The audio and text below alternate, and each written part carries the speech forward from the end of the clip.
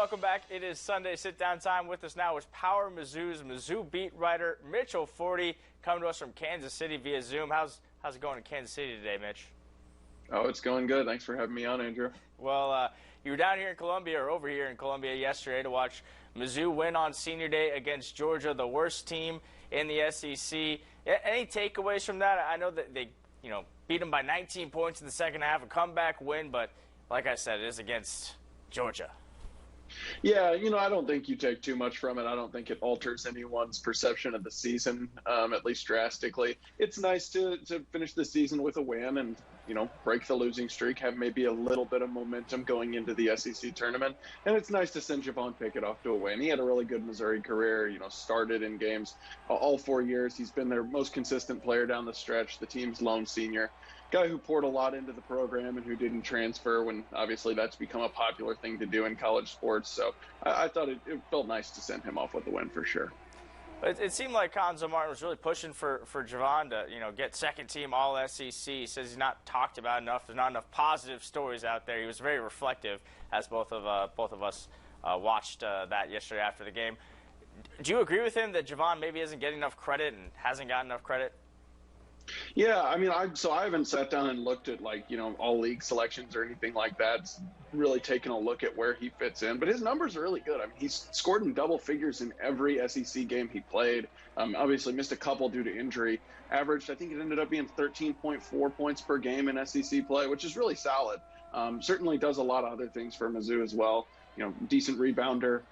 Pretty good defender, guards the other team's one of their best players a lot of times, gets a fair number of steals. So I'm not going to go ahead and give him my endorsement quite yet for second team player of the year. I got to do a little bit more research, but I think it's fair to say that maybe he hasn't gotten as much attention as he probably deserves and otherwise would if Missouri's record was a little bit better. Well, it seems to be getting the most attention is Cuonzo Martin's future. He was seemed like he was good either way. Whatever happens yesterday, had a great mindset about the whole thing. What did you think of his answers that he gave yesterday when Gabe DeArmond, really your boss, pushed him? Yeah, I thought it was typical Cuonzo. A lot of people are going to read into it, and I get that, especially taken out of context. But I really do think he would have said the same thing even if this team had 25 wins and was on its way to the NCAA tournament. I think he says the same thing. Coaching basketball is what he does, and he's a competitive person, so he wants to do it well, but it's not everything to him. He talks a lot about, having a life out beyond basketball and outside of basketball, and that being, the most important thing to him. So his answer, I think, was all he expects is to wake up Sunday morning, go to church, and count his blessings. And, I assume he was able to do that today. And so it seems as though, he's somewhat at peace with whatever decision is ultimately made by the Mizzou administration.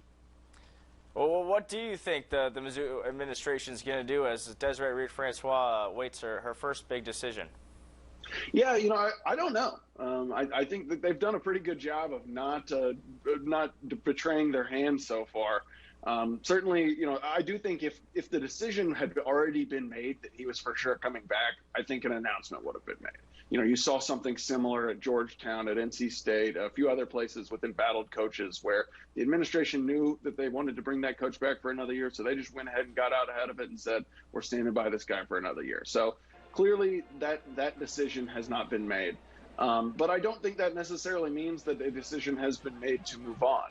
I think there's probably been some sort of communication with potentially interested parties to gauge what the options might be.